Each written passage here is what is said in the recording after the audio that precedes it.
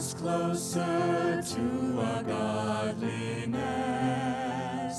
May our left hand give us strength to face each day. And before us may our visions light our paths ahead. And behind us may well-being heal our way. All around us is Shekhinah. All around us is Shekhinah. All around us is Shekhinah. All around us is Shekhinah. Our right hand brings us closer to our godliness. May our left hand give us strength to face each day. And before us may our visions light our paths ahead. And behind us may well-being hear our way. All around us is Shekhinah. All around us is Shekhinah. All around us is Shekhinah. All around us is Shekhinah. May our right hand bring us closer to our godliness. May our left hand give us strength to face each day. And before us may our visions light our paths ahead. And behind us may well-being heal our way. They are Shekhinah.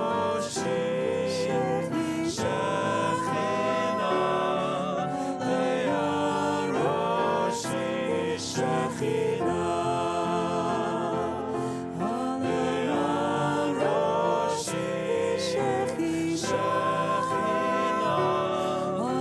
They are Roshi Shekhinah.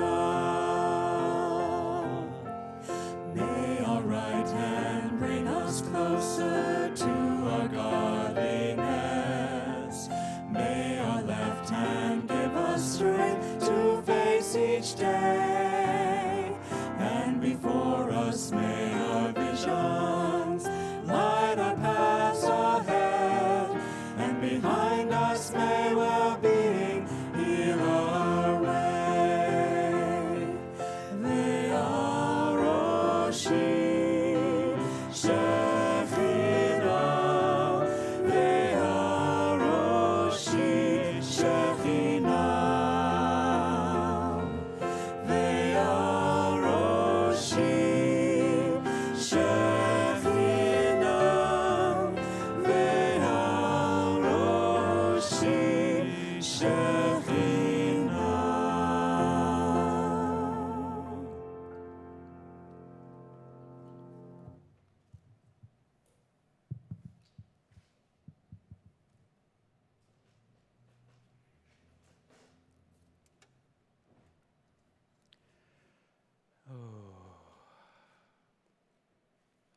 Bruchim Habayim. Can you hear me over there? Okay, good.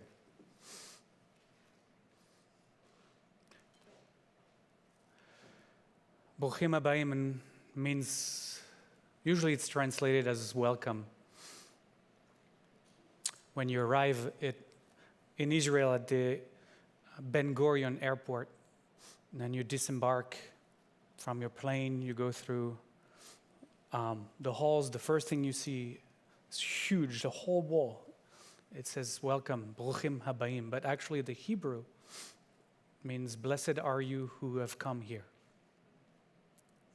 Blessed are you who have come here.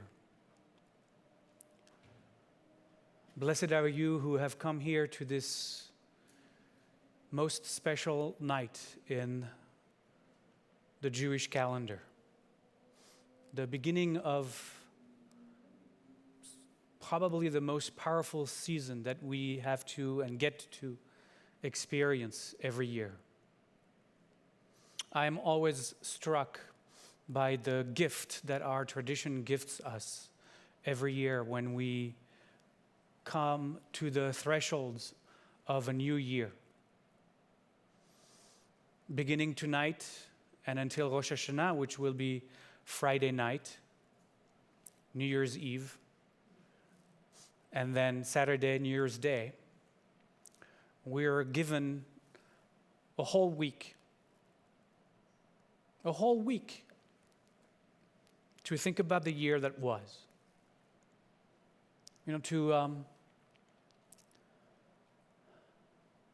To open what we'll talk about on Rosh Hashanah, to open this book of life, the book of life of our last year, and to kind of do an inventory. How did we do this past year? How was it? What were our expectations? Did we meet our expectations? Did we exceed our expectations of ourselves? Where are the places where maybe we fell short? What were the detours we had to take this year in order to get here? And then, after this whole week that we have, to close the year in deep introspection, we have this moment that we enter into the new year, New Year's Eve and New Year's Day, in community, where we come together, we worship together, we stand shoulder to shoulder, we think together, we each do our own work, our own process on our own, but we know that the people sitting next to us, standing next to us, are also engaged in the same process. And there's something extremely powerful to enter into the new year in that kind of process, in that kind of work, in that kind of practice. But then it doesn't end there. We dedicate the first 10 days of the new year to still really mindfully as we can, set ourselves up for a meaningful, powerful, maybe transformative new year. And that's so unique and so special and so beautiful. I don't do that on December 31st. I don't know if you do that. I don't start December 21st starting to take inventory of my life. And I certainly don't spend the first 10 days in January continuing to do that. Sometimes I make, what do you call those? Resolutions that last about 3 days on a good year. I always feel that this time is really, this stretch of time is an incredible gift that we are gifted to live our own lives mindfully. And to be honest,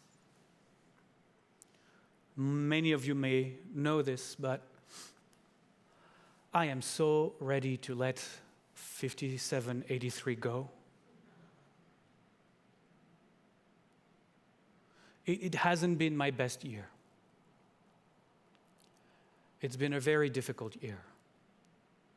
Probably one of the most difficult years of my entire life.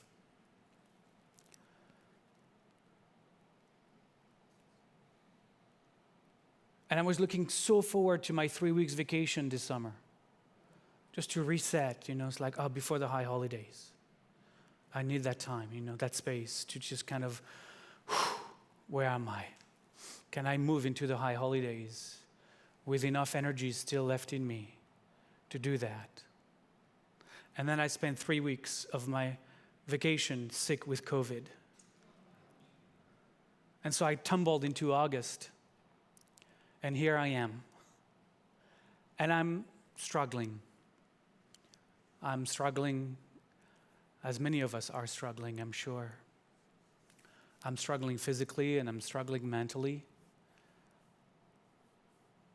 And so I'm really counting on you, and I'm counting on the high holidays. I'm counting on the energies of these days to do whatever they need to do with me.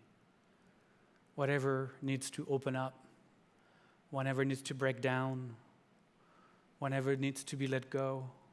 I don't know what that is. But I'm stepping into this and I'm bearing my chest. Although I got also a nice pink shirt, but I'm bearing my chest and telling you, we're in this together.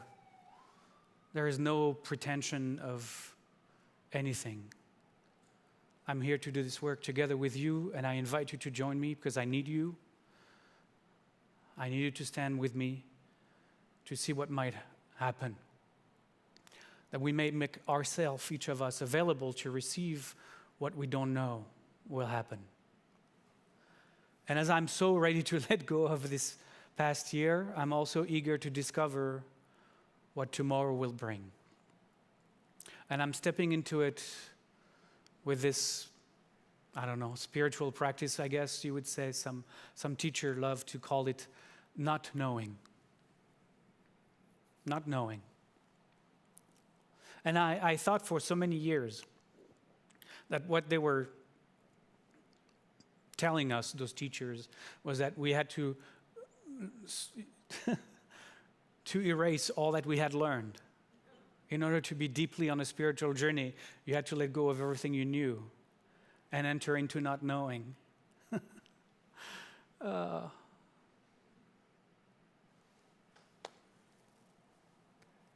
Not knowing simply means, as I have come to learn over the years,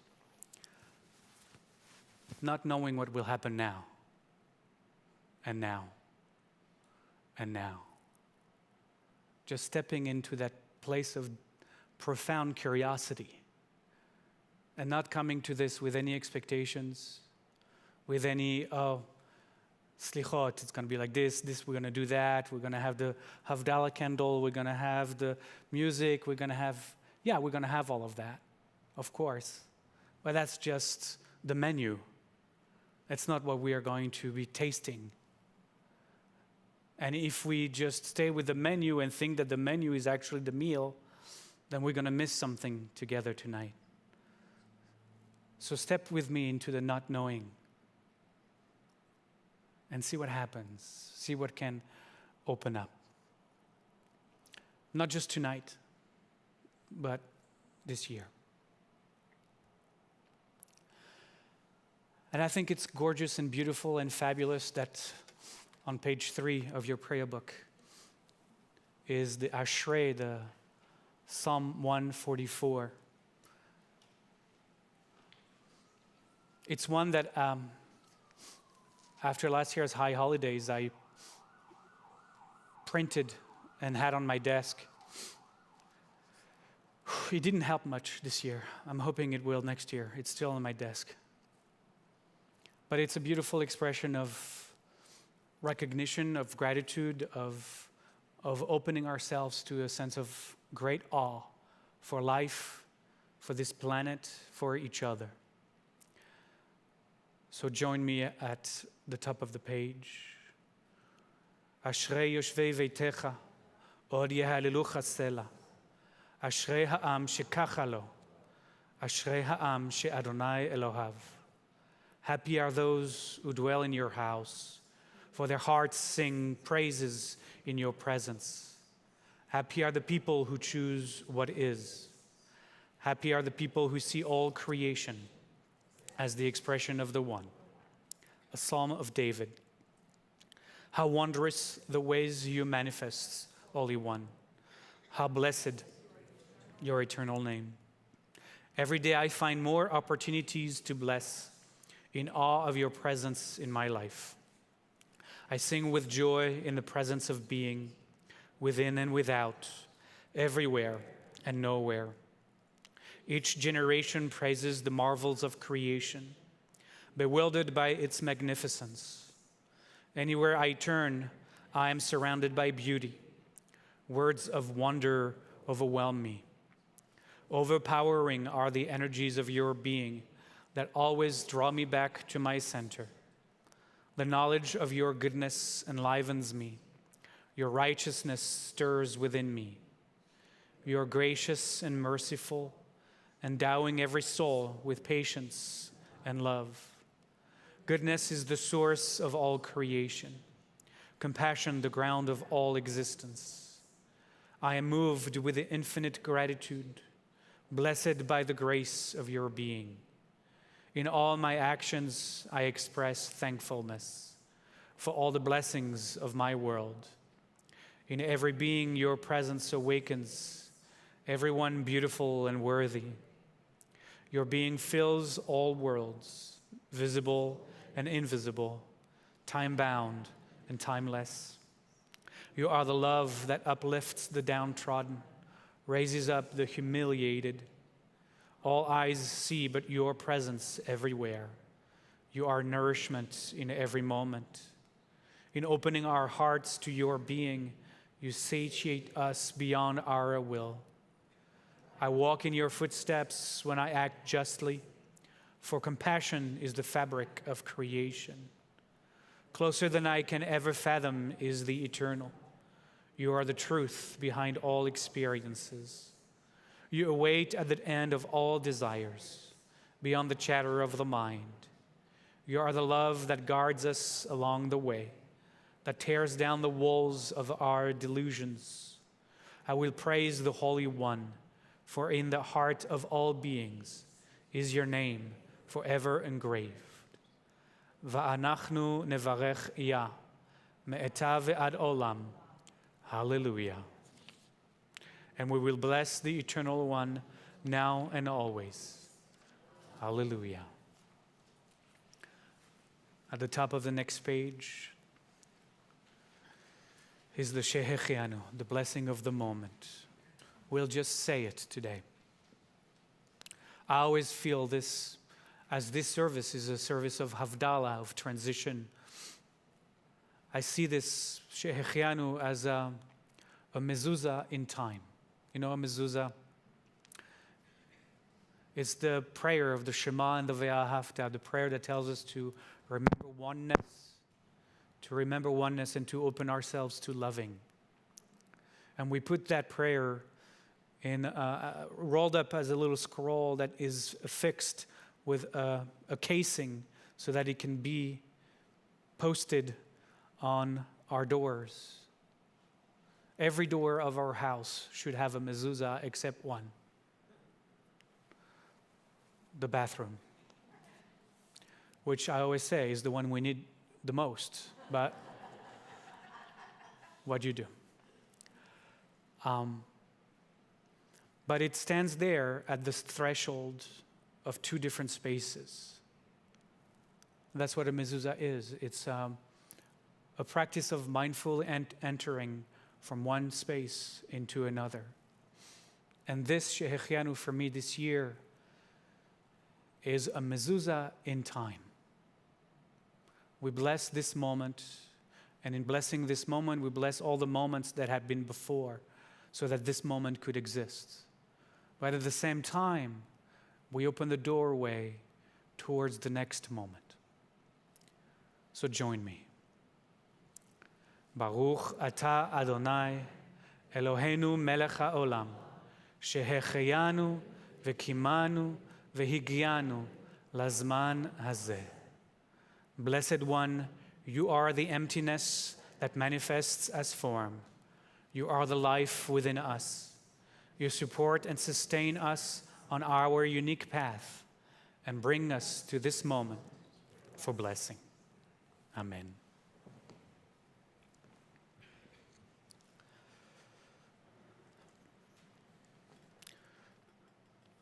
So since the Shehechianu is a mezuzah in time, or a havdalah, a transition, it is fitting that we continue with the havdalah ceremony and celebrate transition.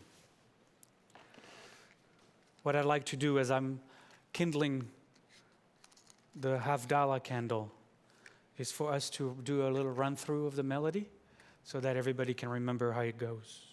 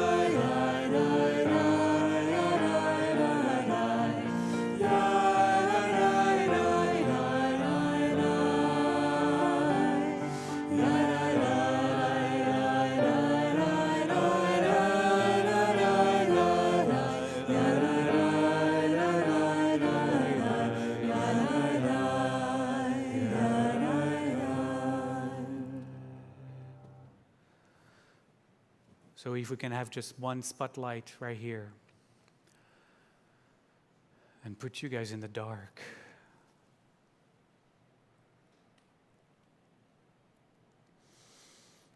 Havdalah, transition. We use this moment, we use this ceremony to transition from a year into the energies of the holidays, of the high holidays. And this is the ceremony we use. It's a ceremony that we actually have every Shabbat night, every Saturday night as the sun goes down and 3 stars appear in the sky.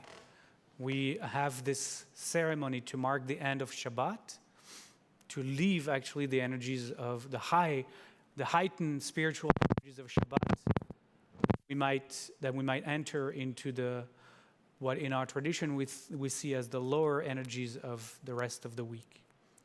We do that every year, every week, sorry. But once a year, we actually, instead of lowering the energy at the end of the Saturday, we move even higher into the energies of the high holy days. And so this is a very special Havdalah that we do that once a year. And you are invited to join us in this. We have a special candle that is a braided candle of many wicks. To me, it represents community. All of us on our unique twisted journey through life, going our own meandering ways, but all of us united in one flame, one spirit, one being, one truth. And then we have some wine, because you always want to drink something when you have Jewish anything. And then we have this little contraption with this flag that has spices in it. And I'll move you through all the reasons I find this year that I want to immerse myself into these rituals. We start with the blessing over the wine.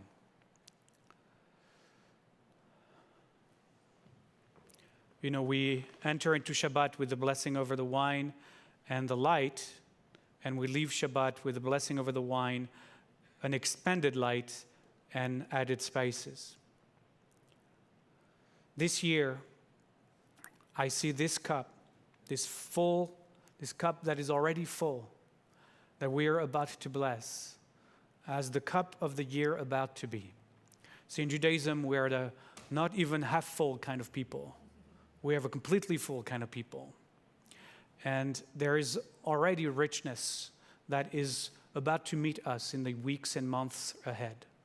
Something like this cup of wine that is hopefully sweet, a little bit inebriating. Why not? Would be nice for a year.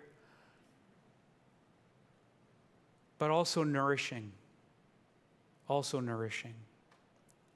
So may this be the cup of our new year. May our year about to be filled with delightful, tasteful experiences awaiting us.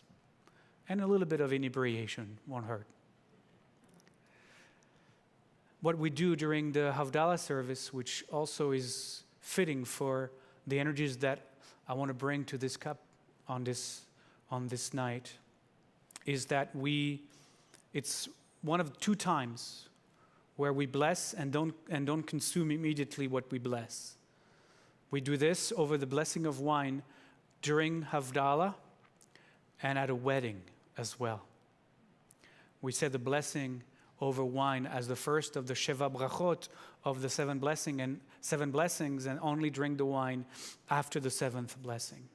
And that delay is what I love about the symbolic of this year's cup, because we are to bless the year right now. We won't taste it until later, but we want to step into the year already blessing it. The blessing is Boreh Pri Hagafen.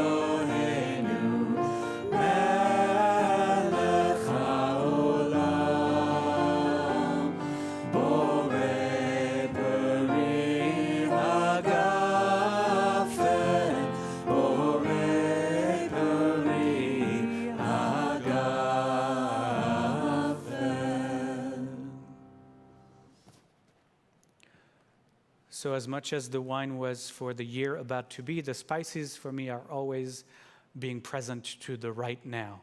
Because if you just awaken to the smells of a spice box, it will bring you right into this moment. May the spices of our lives awaken us from the hypnosis of the mind. That we can be fully present to every single moment of our life as best as we can this year. The blessing is Boreh Mineh Vesamim, creator of multiple kinds of spices.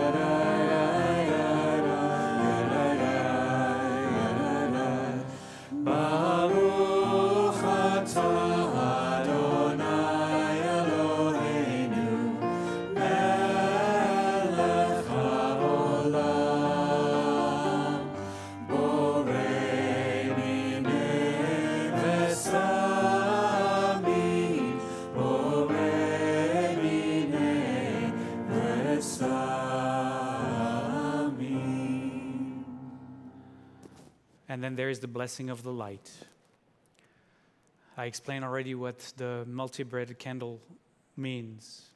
We do a little ritual as well when we are about to bless the candle. The light is we cup our hands just like that and observe the flame reflecting on our fingernails. And observe as well that as that light is reflecting on our fingernails, it casts a shadow on the palm of our hands. This to me is the light of the year that was. It was filled with light, and it was filled with darkness and shadow.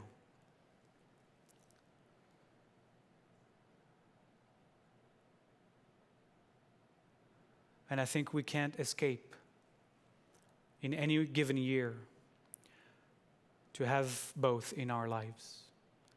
And what is required of us is to always remember that both the light and the shadow that are reflected on our fingernails and cast on the palm of our hands all come from the same source of light. And sometimes it's easier said than done. The blessing is Borei Meorei Ha'esh, creator of the light of the flame.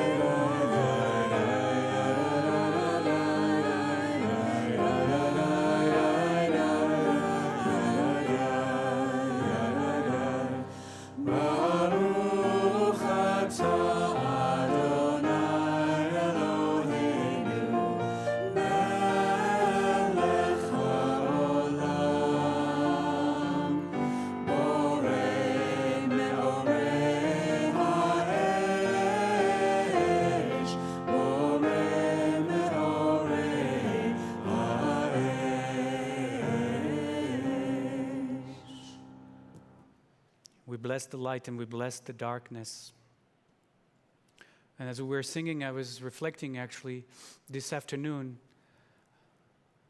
Coco Gauff won the tennis, New York tennis US Open. It's a 19-year-old American player, and she's amazing. But during the interview at the end, one of the things she said as part of her thank yous, as she was receiving the trophy, she said, I want to thank especially today all of those who'd never believed in me and who wrote about it and talked about it and made their views public so that I could hear them. And it's because of that that I won today. He made me a better person. So sometimes from pain and suffering, clearly she was very clear that it was painful to her, can come great light as well. The Havdalah blessing, the last one of our blessings, blesses this moment of transition, blessing this stepping into the energies of the high holidays. In English it says, Blessed One, you are the emptiness that manifests as form, the source of all that is, the one who distinguishes the holy from the ordinary, the light from the dark, the spiritual path of the people called Israel from the spiritual path of other peoples, the seventh day of rest from the 6 days of creating. Blessed One, you are the emptiness that manifests as form, the one who separates that which is holy from that which is yet to be holy. And the blessing ends in Hebrew, Baruch Atah Adonai, HaMavdil ben Kodesh lechol.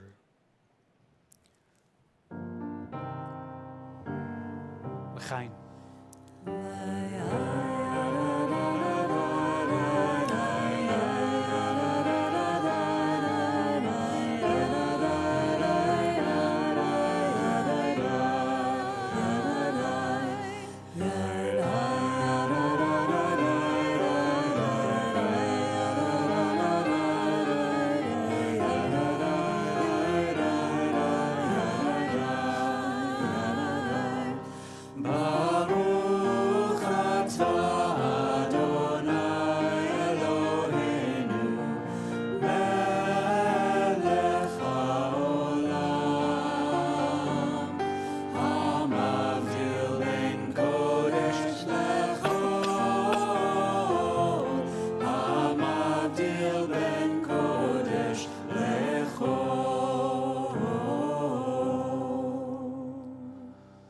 Now we extinguish, if I can take it out,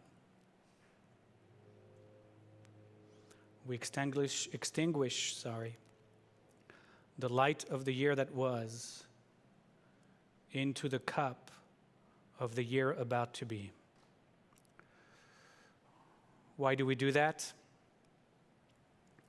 Because the process is transcend and include. So we never discard the year that was. It is always going to be part of us. It is always going to be that which feeds us and nourishes us and causes us to continue to grow and expand and evolve.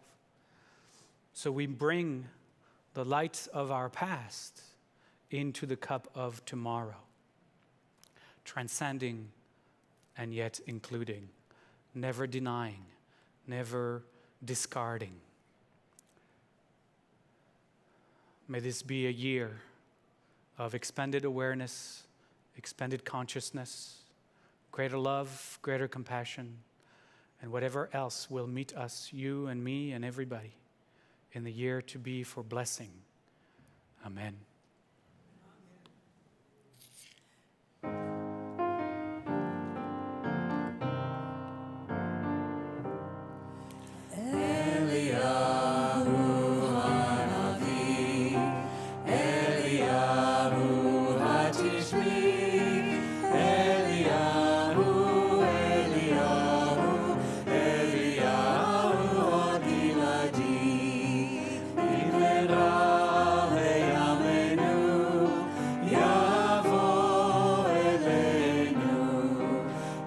Mashiach ben David, in Mashiach ben David, Eliyahu Hanavi, Eliyahu Hatishbi, Eliyahu, Eliyahu, Eliyahu Hagiladi, Shavua Tov, Shavua Tov. Shavua Tov, Shavua Tov, Shavua Tov, Shavua Tov, Shavua Tov, Shavua Tov.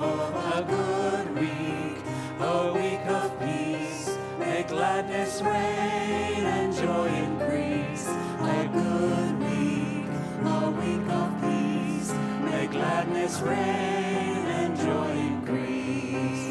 Shavua Tov, Shavua Tov, Shavua Tov, Shavua Tov, Shavua Tov, Shavua Tov, Shavua Tov, Shavua Tov. And as the lights come back into the space, I want to share with you a few words in order to set the theme of the High Holy Days this year. And for that, I'm wanting to tell you a story. I'm going to tell you a story, and then I'm going to talk about it. You've probably never heard of that story. It's a children's book. It's called The Three Little Pigs. I thought it would be great for a rabbi on Slichot Eve to read about pigs. I think it's completely fitting. So if you've never heard of that story, let me tell you the story. Once upon a time, there were three little pigs. They were curious little pigs and eager to learn more. Can we have that? About the big, wide world. Thank you, ma'am. One bright summer morning, they packed their bags and set out together. The three little pigs enjoyed being out on their own. On many a summer sunny day, they shared a picnic with new friends. The long summer days grew shorter. Many of the pigs' friends started to prepare for the colder days ahead. The little pigs realized they needed a house that would be warm and safe. "I have an idea," said one of the pigs. "We can each build our own house. Then we can have fun visiting each other." The first little pig was excited. "I want to build my house as fast as I can," he thought. He grabbed the first things he saw, some straw from a nearby field, and set to work. He did not spend much time planning his new straw house. Instead, he started building right away. After a short time, the house was finished. But the other two pigs had doubts about the house made of straw. "Maybe it's not strong enough," one of them said. The second little pig thought, what can I use that will be better than straw?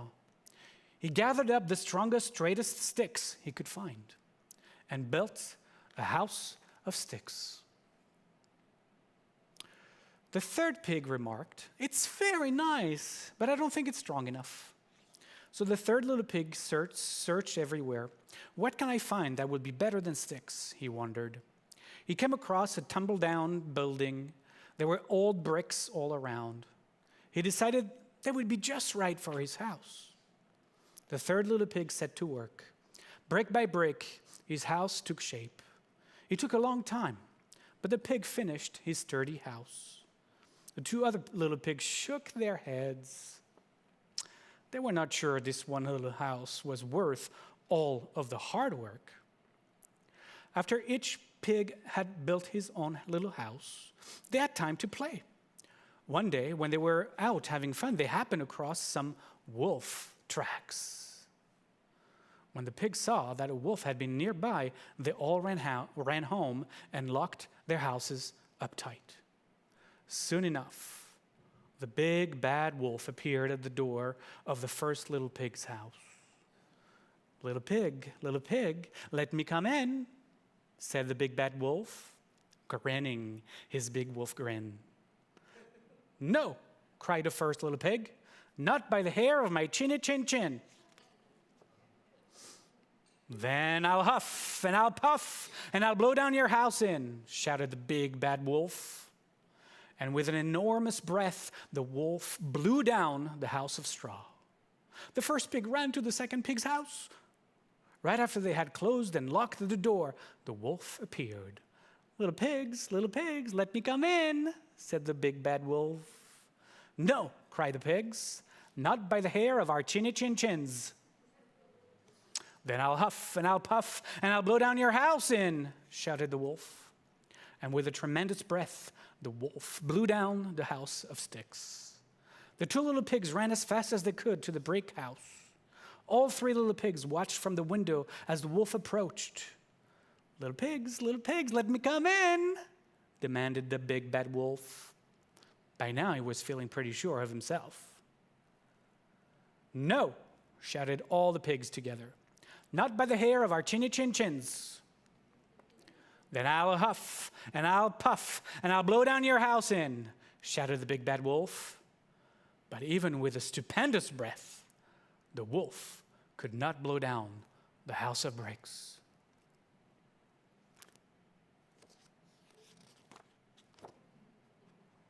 I shortened the end. The three little pigs stood arm in arm in front of the sturdy brick house as they watched the wolf disappear into the distance. From that day forward, he was never seen again, and the pigs lived happily ever after. Wow. What a fabulous, fabulous story. What are we to learn from this story? Let's do a little Dvar Torah on the story. As you know, I'm quite proficient in that. What do we learn from that story? What is the story really telling us? The story is telling us that, life begins as a great exploration. We're young. We go out in the fields without a care in our hearts. We meet a bunch of friends. We have picnics, and it's all day summer days. But then after the second page already, by the second page, we learn that those days of youth don't last very long, and that winter is approaching after summer. And then winter is approaching, we need to prepare for the summer, the rest of life. The rest of life, which is winter, I guess. And also making sure, we learn actually, that with the end of youth and the beginning of the winter of life, which is going to take a while, we must, absolutely must, fear the big bad wolf of life. That is what we just read. That is what this story seemed to be talking about. This world is filled with big bad wolves, and we need to be afraid. We need to be afraid. And what do we do at the end of our summers and as winter approach in order to be very afraid of the big bad wolf of life in this big, scary, wide world? Well, the only thing that works, it seems, is that we have to build ourselves inside a very thick-walled brick house. That is what we need to do. That is what the story is telling us to do. That the only way to safely go through life, because of the very scary bad wolf, is to build ourselves and close ourselves into a brick house, a house of bricks, so that we can withstand the big bad blows of the big bad wolf in the big wide world. You must fear the big wide world, and therefore close yourself into a fortress. That is the only way to be a human being. Because the big bad wolf of life will huff and puff. And that's a scary thing. Life is scary with all the huffing and puffing around.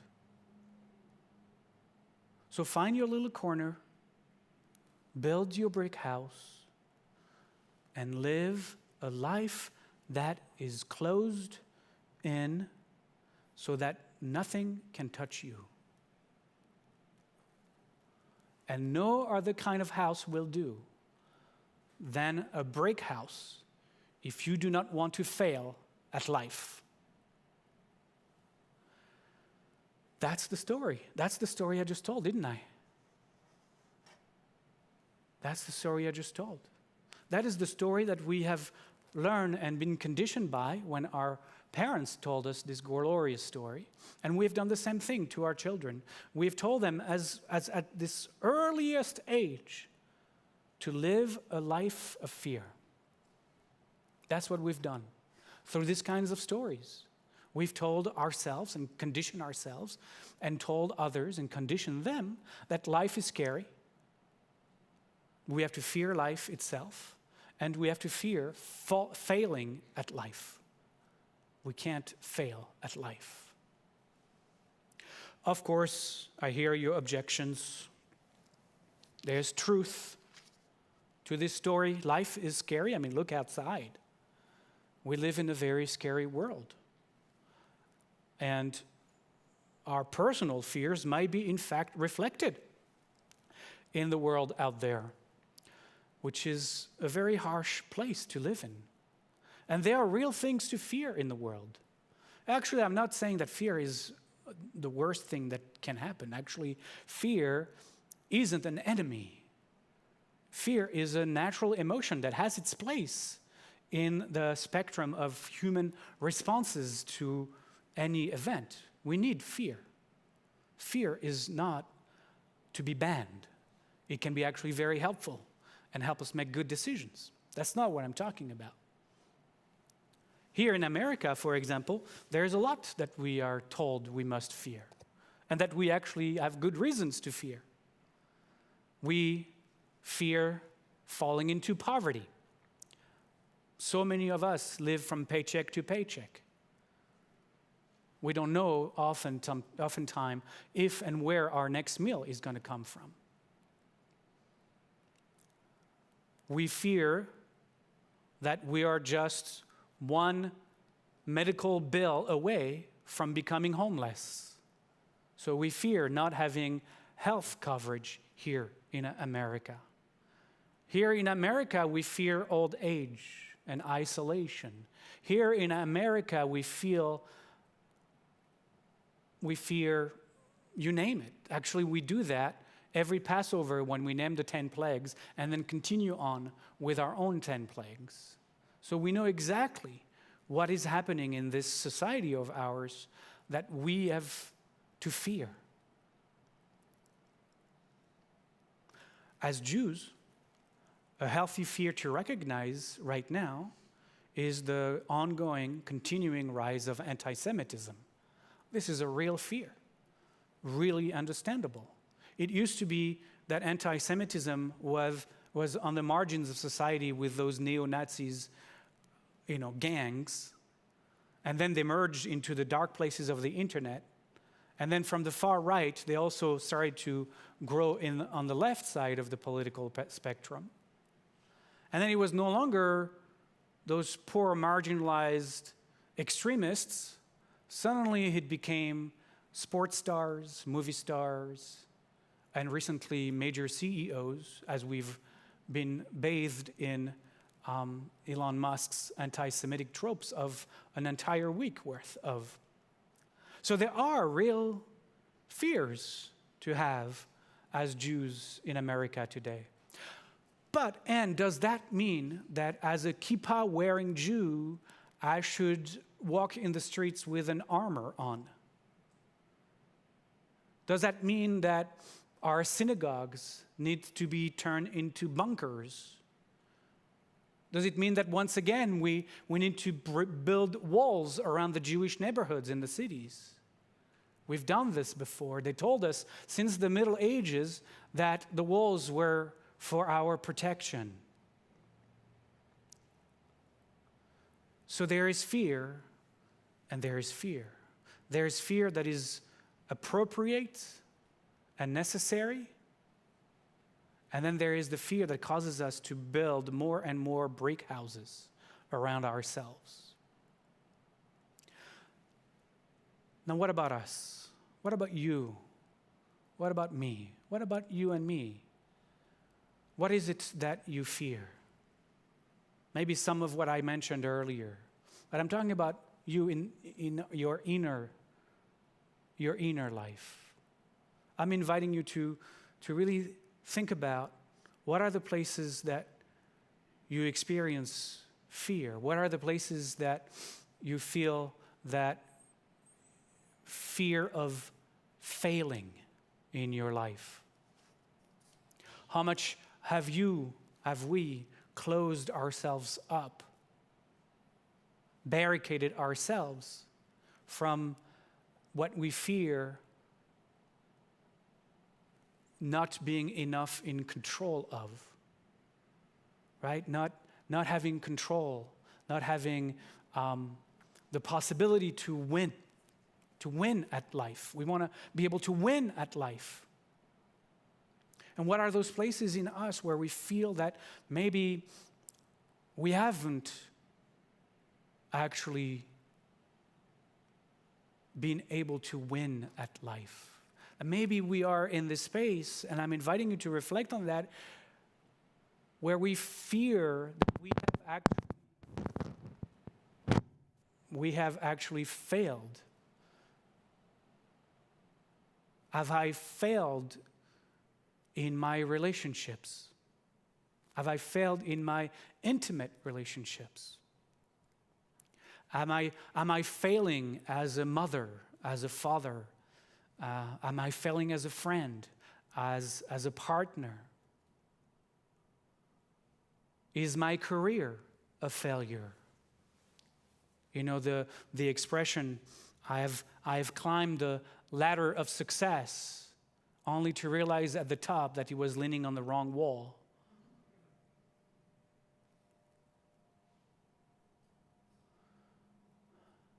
Am I a failure at life itself?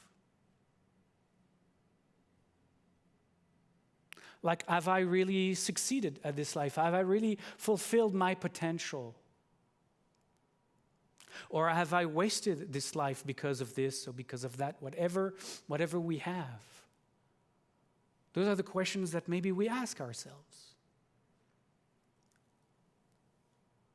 And now that I have grown a little older, is it too late? Was there ever a right way to live life? And somehow I missed it. I didn't get the memo. I didn't know where to take it. I didn't know what to do with it. Did I miss the right way? I wanted to know the right way to be alive, to live a human life.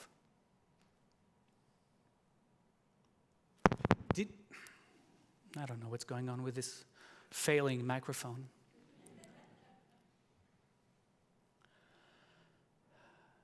Do I even have the right beliefs? Like, am I believing in the right thing? Am I part of the right group? Do I really think what is the right way to think about things? Is my worldview correct? You know, these are the many places where we might feel guarded or defended. Where there's these places where we feel triggered. You know, these places we feel triggered? Those may be great places to look at, because those may be the places where we can feel where we have built ourselves into a house of bricks. When something is triggered in us, we feel defensive. We feel we have to fight back. And maybe these are the places where we buried ourselves into a house of bricks. And maybe there's a voice in you right now that is saying, I don't know what the rabbi is talking about. Fear of failure? I don't understand that. I don't have that. I don't know about any fear of failure. My relationships with my siblings is wonderful. My relationship with my parents is Edenic. It's wonderful. It's amazing. I have great relationship with my children. I have the best career anyone could ever have. I'm completely fulfilled in life. I don't know of any fear. I don't have any fear in my life. And that's another strategy that the mind has. It's called denial. To keep us buried into the house of bricks. God forbid we might open a window and actually look exactly and let some light in to look exactly at all the fears in our lives. That's too scary, too dangerous for us. So we close farther in. I don't have any fear. I don't have any fear of failure in my life. I've never failed at anything. I will never fail at anything. I'm good. Now can I come to Yom Kippur? I bought my ticket already, because I'm not going to fail at not buying tickets on time. Do you feel sometimes that all of the things that we're so convinced about, that our life is so contained because we want to manage life, we want to control life, that sometimes it feels claustrophobic? That we are so wound up about all the things we want and have to defend, our points of views, our ways of beings. We can never let ourselves be vulnerable. We can never bare our chest and say, I want to live outside of the house of bricks and see what happens. Don't we yearn from time to time to live with less fear in our lives?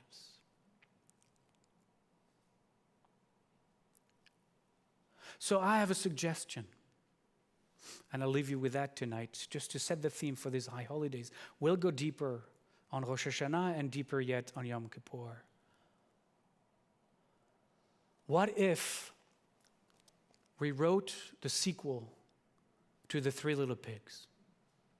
What if together we wrote the sequel of The Three Little Pigs? The volume 2 would reverse the story altogether.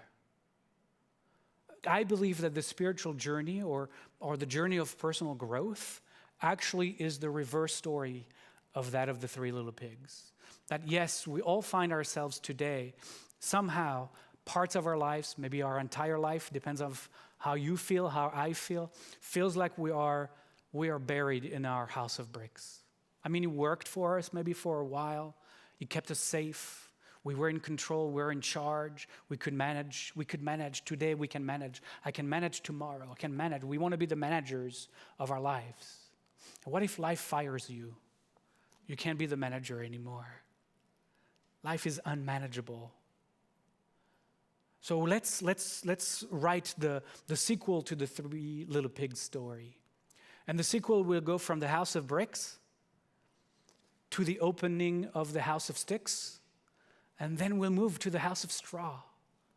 free and more free and more free every time. And then, as we realize that the big wide world is an expression of us, we'll even leave the house of straw and we'll become one with the big wide world. And then we'll realize that the big bad wolf isn't so bad. Actually, the big bad wolf can become a really good friend. We can tame it. He's not scary. He's actually there maybe to help us move out of the house. Maybe we haven't looked at the story that way. The big bad wolf was there to help. Don't bury yourself in the house. Live free. The world is yours. You are it. And so we can live with the small, nice wolf. Because he's no longer big and he's no longer bad. He's become part of us. We realized there was really nothing we needed to be afraid of. But I'm getting ahead of myself. I'm getting a little bit ahead of myself. These high holidays, here's what we're going to do. We're going to take the first step. First of all, with this moment, and then with Rosh Hashanah, we're going to take a serious look for ourselves at all the walls in our lives. Will you do that? Are you willing to commit to actually engaging in this work? And to look at all the places in your life where you closed in, right? Where you builded houses of bricks. And just doing that begins to create little cracks in the walls and being to let the light in. And we're going to work hard on this for all through the high holidays until the end of Yom Kippur. And our goal is to take the first step. 3 days after Yom Kippur, we'll meet together in the House of Sticks. Every year, the high holidays invite us to live the house of bricks, and 3 days after Yom Kippur, to come sit together in the House of Sticks. It's called Sukkot. And we'll for 8 days get to sample what it is like to live a life in the House of Sticks. That's what we're going to do. We're not going to go any farther than that. That's enough. Dayenu. Oh no, that's the other holiday. But that's what we're going to do. Our goal is to get to Sukkot and to step into the Sukkah and go, what could life look like if I'm out of the house of bricks and into the house of sticks? Ken yehi ratzon. Amen. On page 5. The 13 qualities of God's name, of our name. I have highlighted a few things that I just want to bring up before we read the English together. I highlighted the third line that goes into the fourth. Support us in understanding our limitations. Right? This is what we need to do, understanding our limitations and understanding the container of our house of bricks. That's our limitations. Forgiving. We need to work on forgiving. That's the next word. Forgive our inadequacies. We have to forgive ourselves for believing in the 3 little pigs in the story. We have to forgive ourselves for having built the house of bricks around us. We have to try to move beyond this fear of failure because it's only an illusion. And then it says, expunge the many instances where found ourselves missing the mark. We have to let go. We have to surrender our what holds us back.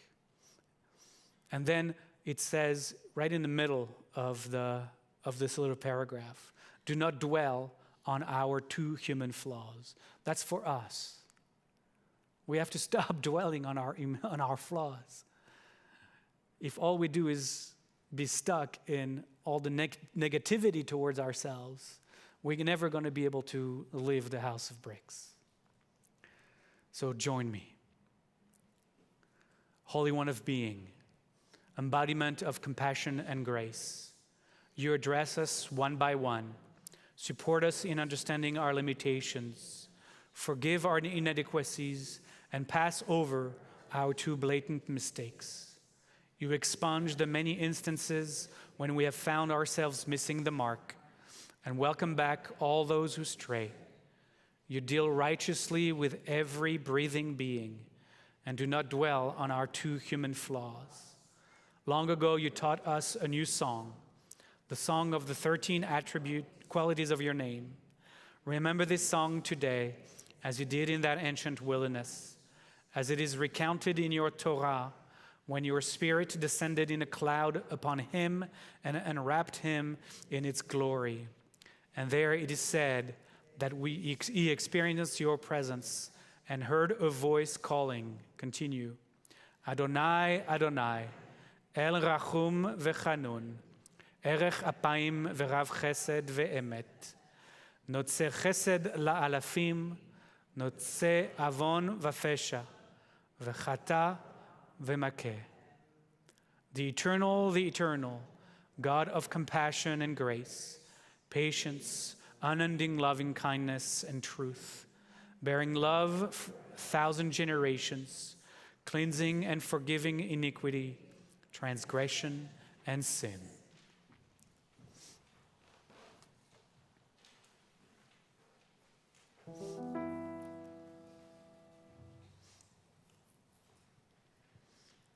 Adonai, Adonai, El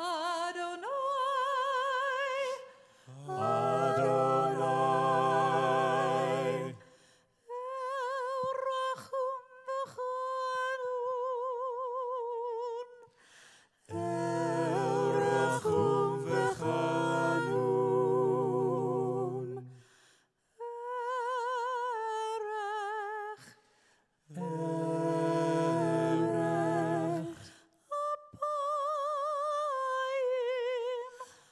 Apayim, Verav Chesed Ve'emet, Ve'emet, Notze Chesed La'alafim, Notze Avon Vafesha, Vechata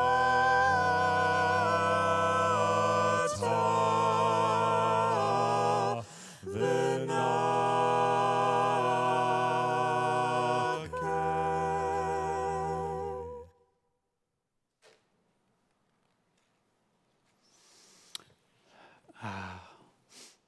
This is one of my favorite time and moment in our Slichot service. We get to change the cover of both our Torot, with the cover for the High Holidays.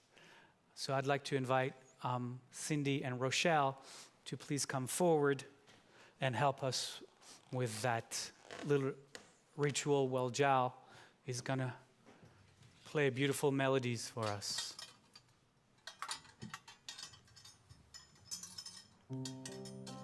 Oh, you can stay right here. So you're going to start. You're going to face the other way. And you're going to put that on. I can hold it for now.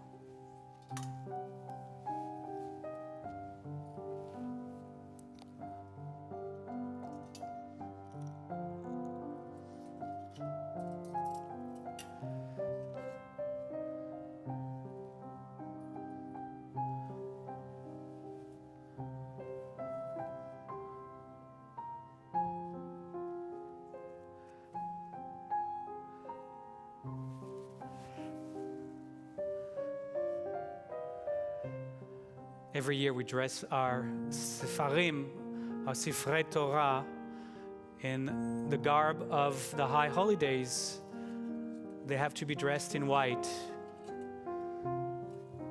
We switch from the everyday Torah cover that says Adonai Echad, God is one, to one that says let there be light over both.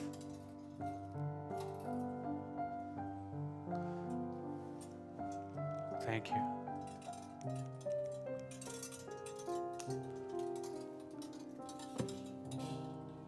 Keep going.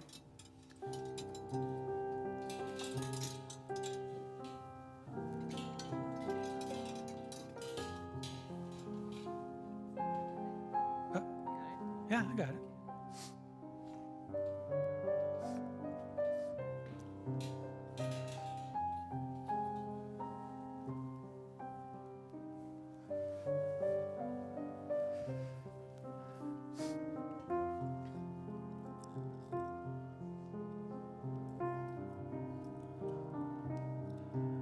And this one says, Vayehi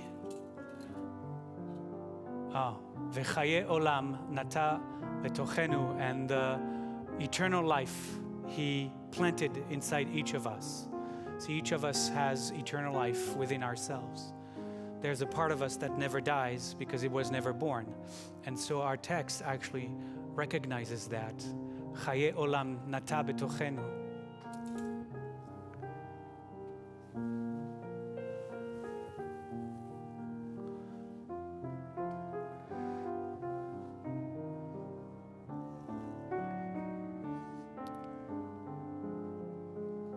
And this one says, Avinu Malkenu, which is the theme of our high holidays.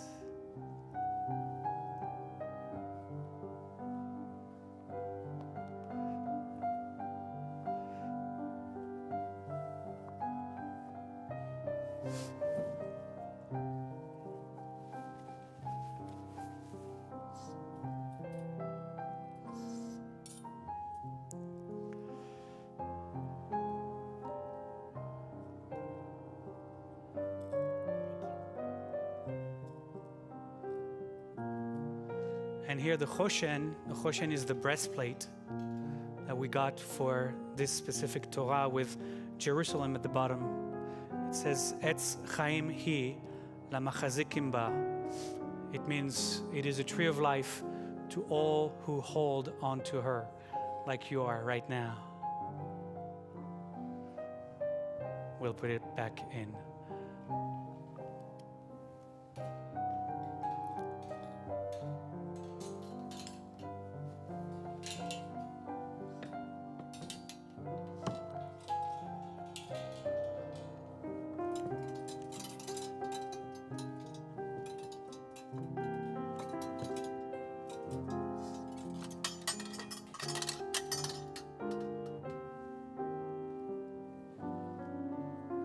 Thank you.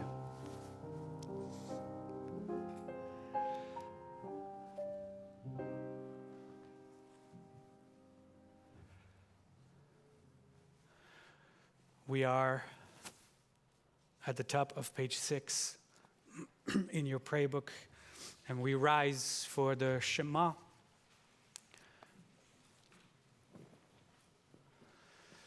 And for the first time, we are hearing the high holiday melodies for the Shema.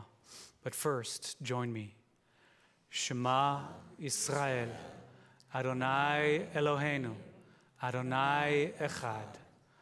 Listen, Israel, the eternal manifests as all that is. The eternal is one.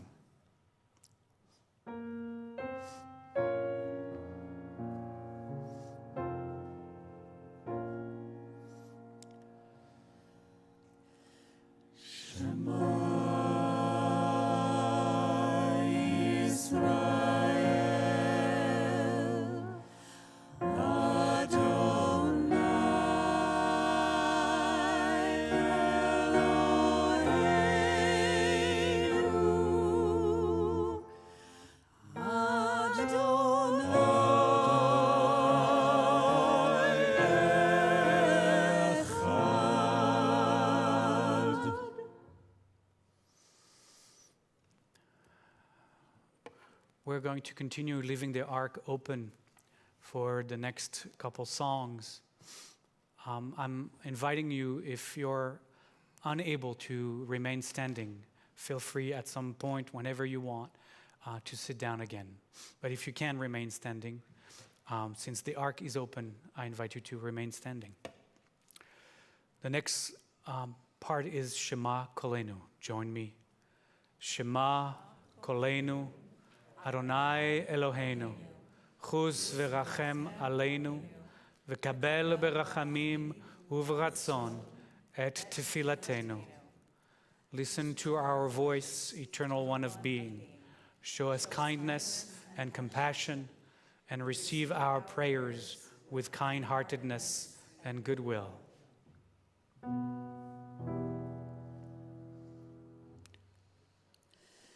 Shema Kolenu, Adonai Eloheinu, chuz v'rachem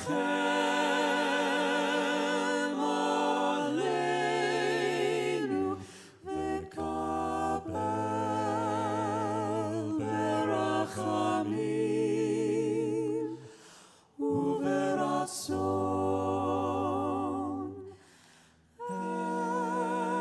et tefilatenu.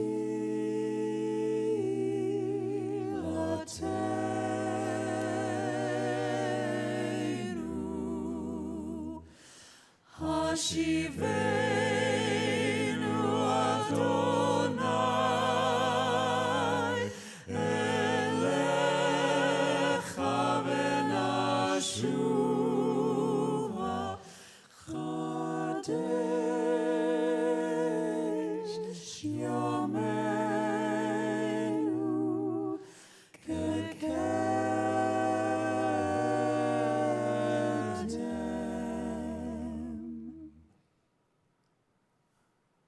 We're going to actually sing with a different melody, the Hashivenu that we just heard in the middle of the page.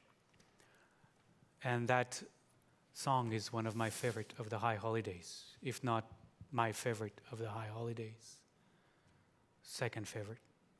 I guess we'll find out. It's one of those that whose melody is just so aligned with why we are here. It's one of the songs that help us drop beneath the chaotic waves of the mind and into our hearts. It's one of those that has this deep and mournful, yearning melody because it matches the process that we are invited into through the High Holidays. The song itself, the words, but the melody itself is one of those that drops you to your knees. It's just humbling, it's heart-opening, it's, dare I say, brick walls shattering. So I'm going to ask for the lights to grow dark in the space because we just seen the words of the Hashivenu, we know the words, and we need to let the melody just have its way with us and to surrender. So you can put down the book.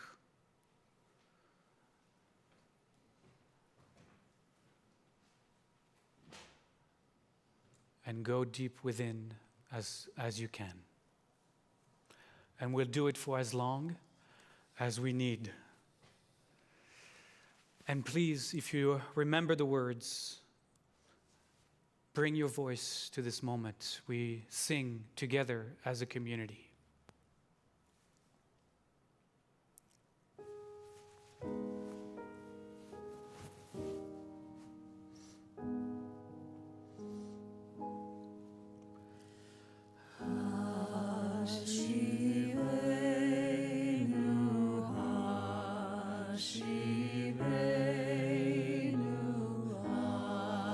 Adonai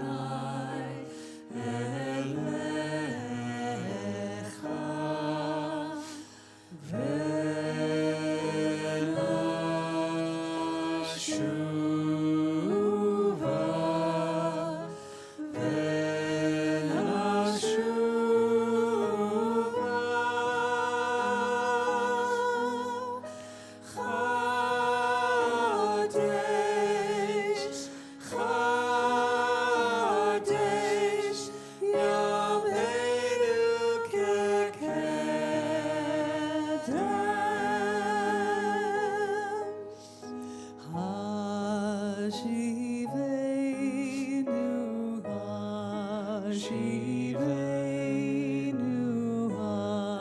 Adonai Elecha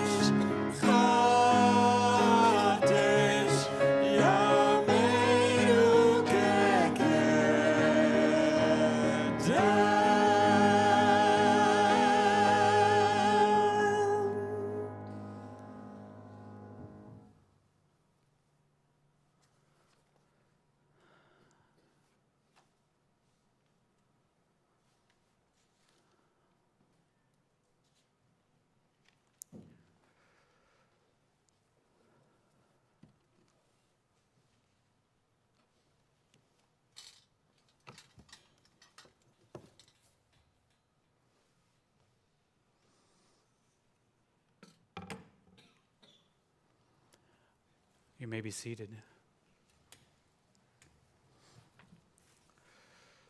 At least for just a minute or two. As the lights come back up, I invite you to turn to page 7, where we meet for the first time this year, the Al-Chet again. Our beloved Al-Chet that we meet every year and wonder, how come I have not been able to change anything in my life? And I'm reading this once again this year, and I check all the boxes. I hope not. I hope there's a couple boxes you're not going to check this year. I guess we'll see what I have done. But this is the practice through which every year, every high holidays, we are confronted with acknowledging the ways that our fearful, brick-housed, separate sense of self once again has manifested in our life, in our world. We miss the mark, which is the way we understand the word chet, here translated as sin. We miss the mark, which I think is a better way to understand what that is. When we act in the world from the false story of that defended sense of separation, of isolation. And we will continue to do so as long as we identify with that closed and separate sense of self. The Al-Chet itself is, one would say, Jewish confession. Actually, it is done as part of the process of dying. And it is a process of confession that is an invitation for each of us to actually take responsibility for the hurtful ways, painful ways that we have showed up in our life this past year. Toward others, but also toward ourselves. It can be outer manifested or inner manifested. And that awareness actually is the beginning of healing. So we engage here in this process by having pre-written sentences. But we really, if we were to really engage in this process, we would write our own Al-Chet. And this is kind of a sample or an example for us to actually say, okay, what is it that I have, where I have personally missed the mark? And it's probably an exercise that you might want to sit down with a pen and paper. I think this still exists. And do your own Al-Chet and see what happens for you. And at the same time, taking responsibility is also not about beating yourself up, because we don't need that to beat ourselves up. We can do that, and we do that all the time. But it's an invitation to be clear, more and more clear about how we show up in the world. I always talk about the 4 prongs of personal growth and spiritual growth. Show up, clean up, grow up, wake up. Show up, you've done that, you're here, it's good. Clean up, that's the Al-Chet. And then grow up, expand consciousness, take more and more perspectives, be able to see from more and more sides of all the aisles around, and then wake up. So let's invite our fearful self to clean up this year. Please rise and join me. Our God and God of our fathers and mothers, we are not so insolent as to claim that we are without failing. We join in the ancient litany of confession as a community, as we have done for generations. For all the moments when with our actions, our words, our thoughts, our feelings, and our images, we denied the life that is our life. God of forgiveness, forgive us, pardon us, and grant us at-one-ment. Al chet shechatanu lefanecha, for the sin we have sinned before you. Al chet shechatanu lefanecha be'imutz halev, for the sin we have sinned before you by hardening our hearts to the feelings of others. Al chet shechatanu lefanecha bivli da'at, for the sin we have sinned before you because we lacked knowledge of the consequences of our actions. Al chet shechatanu lefanecha begilui arayot, for the sin we have sinned before you through acting against our own morality. Al chet shechatanu lefanecha begalui uvasater, for the sin we have sinned before you openly or in secret. Al chet shechatanu lefanecha beda'at uvmirma, for the sin we have sinned before you knowingly and deceitfully. Al chet shechatanu lefanecha bedibur peh, for the sin we have sinned before you through speech. Al chet shechatanu lefanecha behona'at re'ah, for the sin we have sinned before you through deceiving another person. Al chet shechatanu lefanecha bezadon uvishgaga, for the sin we have sinned before you consciously or unconsciously. Ve'al kulam Eloha slichot, slach lanu, machal lanu, kaper lanu. For all of them, God of forgiveness, forgive us, release us, grant us atonement. Al chet shechatanu lefanecha belatzon, for the sin we have sinned before you through scorning others. Al chet shechatanu lefanecha bechozek yad, for the sin we have sinned before you by hurtfully exercising power. Al chet shechatanu lefanecha bilshon hara, for the sin we have sinned before you by hurting others through our speech. Al chet shechatanu lefanecha b'masa uvmatan, for the sin we have sinned before you through dishonest and hurtful business dealings. Al chet shechatanu lefanecha biflilut, for the sin we have sinned before you in judging others and ourselves unfairly. Al chet shechatanu lefanecha bekishiyot oref, for the sin we have sinned before you through being obstinate. Al chet shechatanu lefanecha besinat chinam, for the sin we have sinned before you by hating too easily.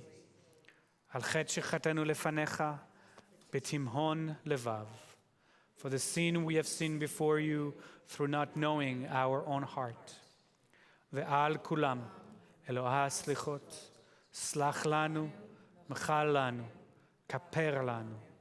For all of them, God of forgiveness, forgive us, release us, grant us atonement. Al chet shechatanu lefanecha, for the sin we have sinned before you by failing to work toward peace. Al chet shechatanu lefanecha, for the sin we have sinned before you by keeping silent in the face of injustice. Al chet shechatanu lefanecha, for the sin we have sinned before you by not acting to relieve the suffering of those in distant lands. Al chet shechatanu lefanecha, for the sin we have sinned before you by not caring for the poor in our midst. Al chet shechatanu lefanecha, for the sin we have sinned before you by not acting to protect our fragile environment. Al chet shechatanu lefanecha, for the sin we have sinned before you by indulging ourselves while others suffer. Al chet shechatanu lefanecha, for the sin we have sinned before you by being unclear about our priorities in the life you have given us. Al chet shechatanu lefanecha, for the sin we have sinned before you by being closed to your presence in our lives. Al chet shechatanu lefanecha is the space you have to continue writing what you need to write. Ve'al kulam Eloha slichot, slach lanu, mechal lanu, kaper lanu. For all of them, God of forgiveness, forgive us, release us, grant us atonement.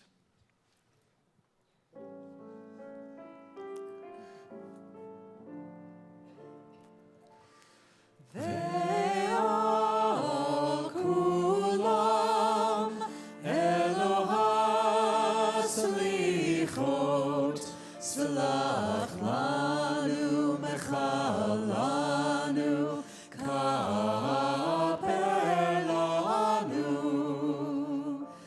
Ve'al kulam Eloha slichot, slach lanu, mechal lanu, slach lanu, mechal lanu, kaper lanu. Ve'al kulam Eloha slichot, slach lanu, mechal lanu, slach lanu, mechal lanu, kaper lanu.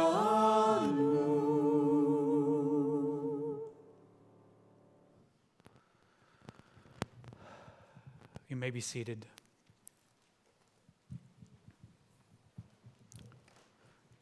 There's a few more things, 2, maybe 3, that we need to do in closing our service together.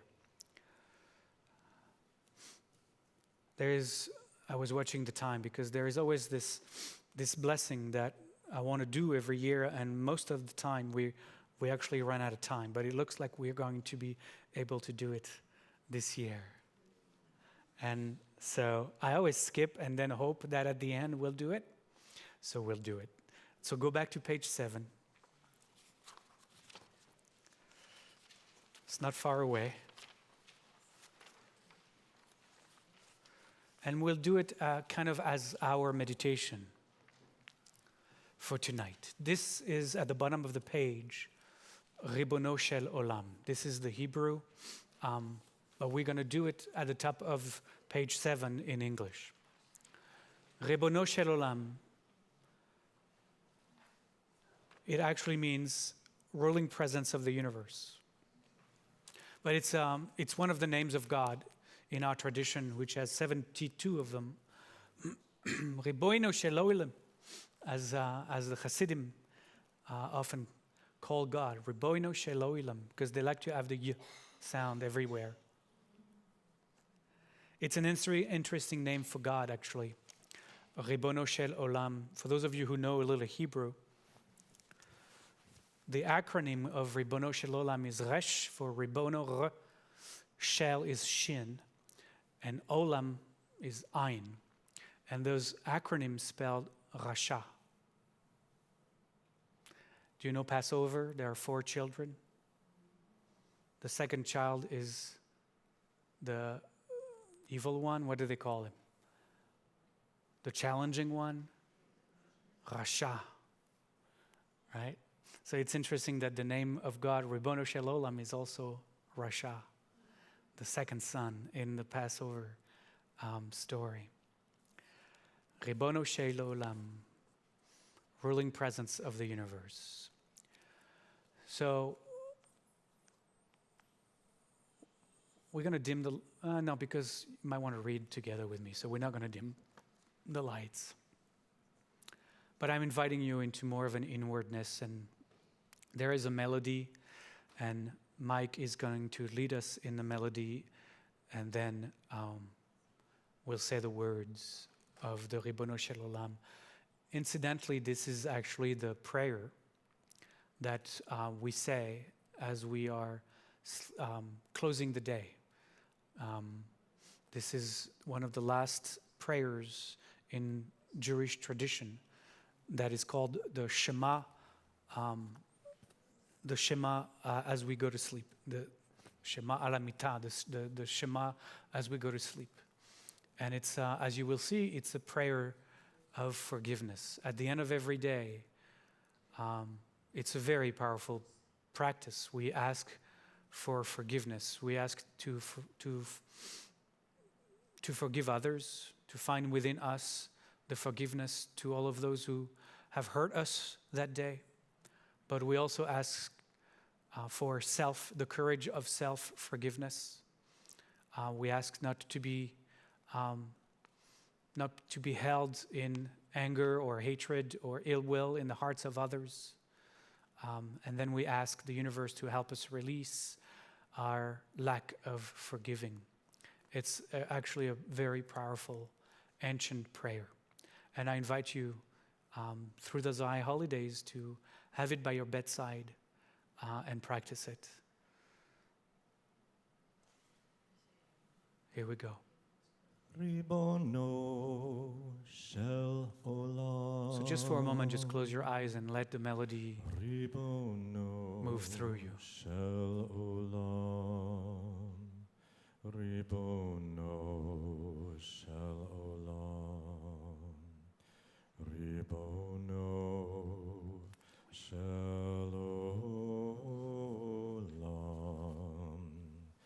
Ribono shel olam, Ribono shel olam. And you can join in. Ribono shel olam, Ribono shel olam, Ribono shel olam. Ribono shel olam, Ribono shel olam, Ribono shel olam,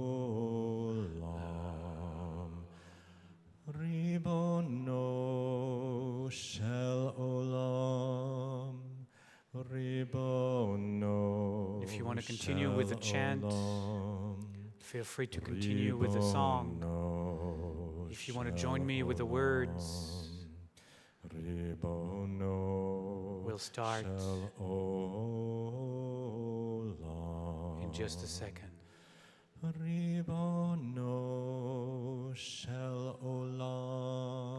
Ruling presence of the universe, I now forgive all who have hurt me, all who have done me wrong, whether deliberately or by accident, whether by words, by deed, or by thought, whether against my pride, my person, or my property, in this incarnation or in any other.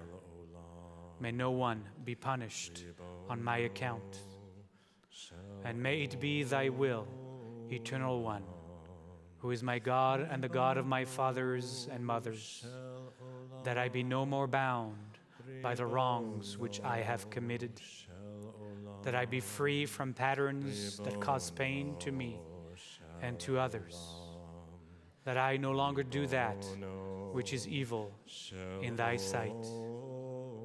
May my past failings be wiped away in your great mercy, Eternal One. And may they no longer manifest through pain and suffering. Let my words, my thoughts, my meditations, and my acts flow from the fullness of your being, Eternal One, source of my being and my Redeemer. Ribono shel olam, Ribono shel Ribono shel olam.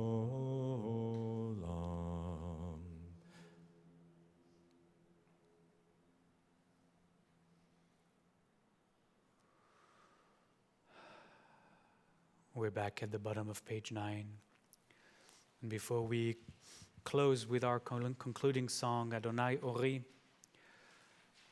just a few reminders as we move toward the high holidays now.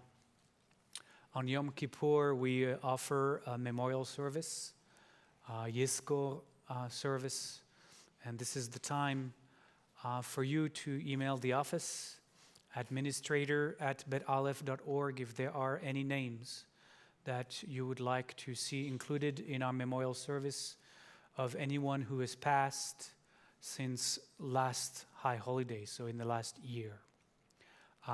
We will include these names and I will read them out loud in the afternoon of Yom Kippur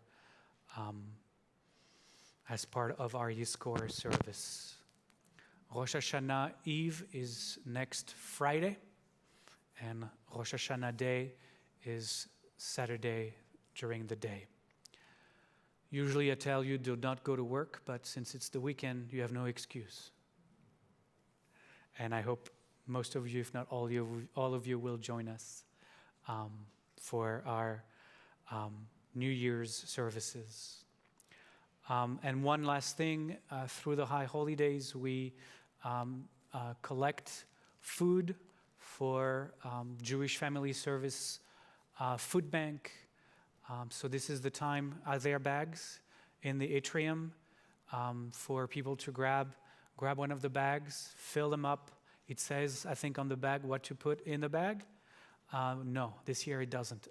But any non-perishables usually, and things that could help households in there for their everyday life, whatever goes into shelters. And it's always important that we do that at the beginning of the fall through our holidays, because then we replenish the shelter and the food bank before winter arrives. So thank you for doing that. From tonight, we greet each other saying Lishana Tova. Lishana Tova. Adonai Ori.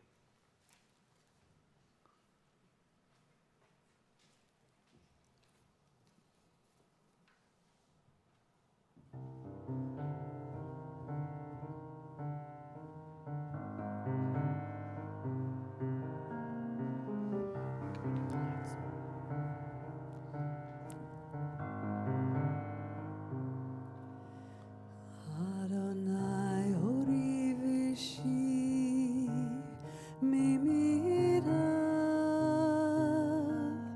Adonai Ori Vishi Mimira. Adonai Maoz Chayai Mimi Evchad. Adonai Ori. Adonai Ori Vishi Mimira. Adonai Ori Vishi Mimira.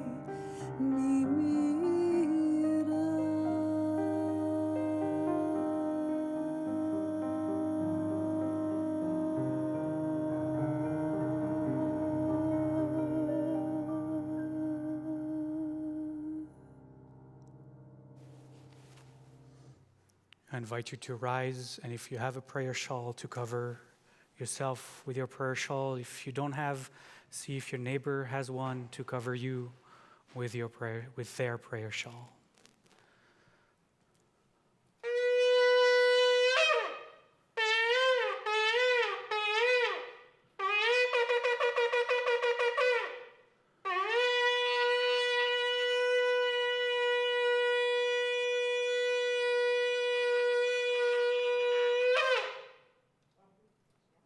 Shana Tova.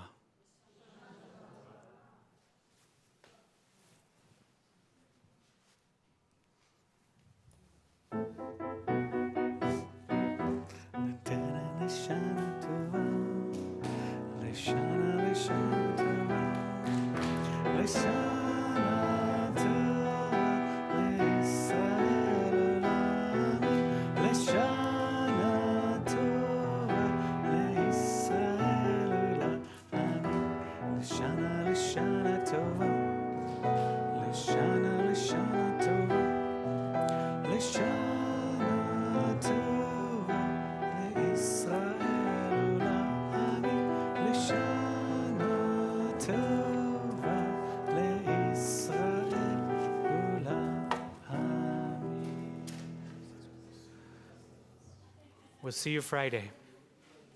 If a couple of people could stay behind to help us change the sanctuary back into Center for Spiritual Living, we would appreciate any help we can get. Thank you.